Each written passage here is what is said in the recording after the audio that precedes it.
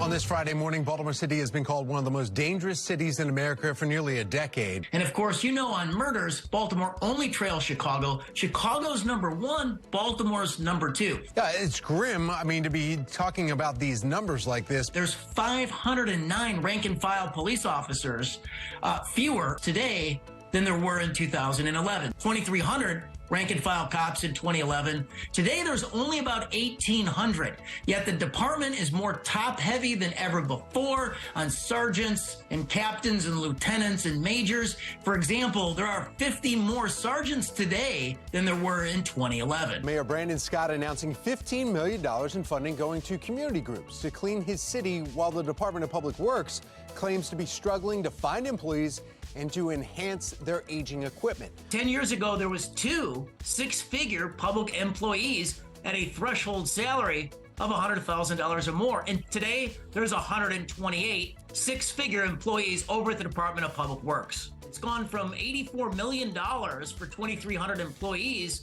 to $141 million with 15 fewer employees than a decade ago. So residents, you're paying a lot more, you're receiving a lot less. Obviously, trash pickup is once every 2 weeks now, and, you know, the brown water is national news. Now, depending on who you ask, the city of Baltimore has collected either $51 million or $62 million in fines from red light camera violations since 2016. But the exact number is a little blurry, as 2 Baltimore City agencies are producing numbers that differ by $11 million. Very interesting. Look, Megan, it's red light hell in the city of Baltimore. An audit of the millions of dollars the city of Baltimore has collected in speed cameras and red light cameras shows discrepancies in the amount. They represented that there was $51 million collected since 2017 on their red light cameras. However, the Department of Finance came in with a higher figure, $11 million more, $62 million. Well, this week, the mayor's office got back to us on the audit, and it turns out that the number is right in the middle. It's $56.2 million, but it sure looks like they split the difference. Watchdog groups are now questioning if some of the funds are being used as, shall we say, pay to play. The Great Blacks in Wax Museum came out with, and they commissioned, a wax statue of the congressman. In 2023, $2 million goes on an earmark to the museum. So it looks like a favor factory to us. 716. The Preakness Stakes is a huge annual event for Maryland and for the city of Baltimore. It brings out leaders from around the state and the city. And Nick Mosby, he's the president of the city council. He billed off taxpayers for $1,150. And that included not only tickets for the 2 days, but it also included VIP parking, about $250 worth of parking over the weekend, and then about $850 worth of 4-star dining. So we're calling on Nick Mosby, who did not answer our request for comment, to cite specifically in the law where he gets the authority to make the expenditure. And joining us now, founder of OpenTheBooks.com, Adam Andrzejewski. So the mayor makes nearly $200,000 a year. Nick Mosby, the husband of Marilyn Mosby, the state's attorney, he makes $132,000 a year. Rank and file members of the city council make $76,000 a year more, and they all got pay hikes at the start of 2022.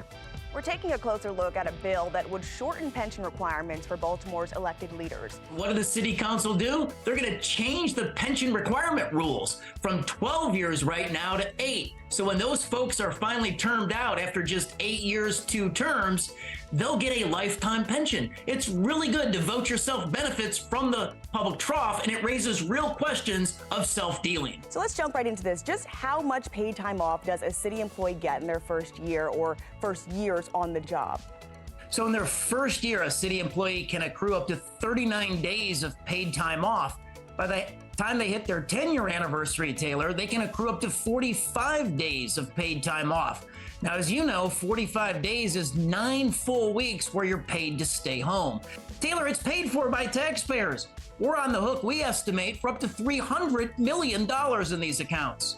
New this morning, we are learning a large nonprofit organization that wiped out other Baltimore charities' finances was later paid hundreds of thousands of dollars by the city. And what that money was used for is still unclear. But we found that the city of Baltimore in 2021, in the first quarter of 2022, has put nearly $400,000 into the organization. And the city schools has also, over the same period of time, put another nearly $400,000 into Strong Cities Baltimore. Today, we know that the organization itself is not in compliance with the Maryland Charitable Solicitation Act. 814, an organization worked to capture and post all disclosed spending at every level of government, federal, state, and local, is investigating a $6 million grant payment to the Open Society Institute from Baltimore City. The Open Society Foundation is one of the largest private foundations in the world. It's spearheaded by a gentleman named George Soros, who news accounts say he's put $32 billion of his own money into the Open Society Foundation. So, Tom, I'll make the argument to you that this is an organization that doesn't need taxpayer help. This is welfare for a wealthy organization. Over the course of the last 2 years, Visit Baltimore, which is primarily funded by tax dollars, and it's a private nonprofit organization, received nearly $30 million during these 2 years of the pandemic. Its mission is to bring leisure travel and business travel and meetings and conventions to Baltimore. So the CEO of Visit Baltimore makes an incredible amount of money. His package amounts to $422,000. 815 and developing now, a watchdog group, OpenTheBooks.com, recently found 15 nonprofits in Baltimore are not in compliance with the state.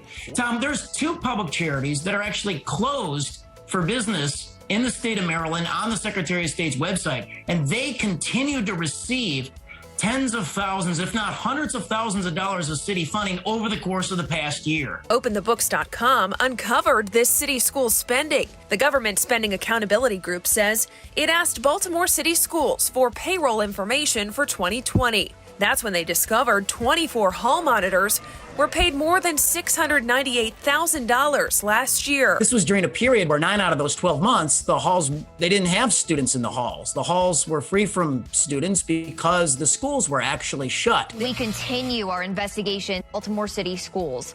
A public records request shows the district pays hundreds of thousands of dollars a year to staff who are out on administrative leave.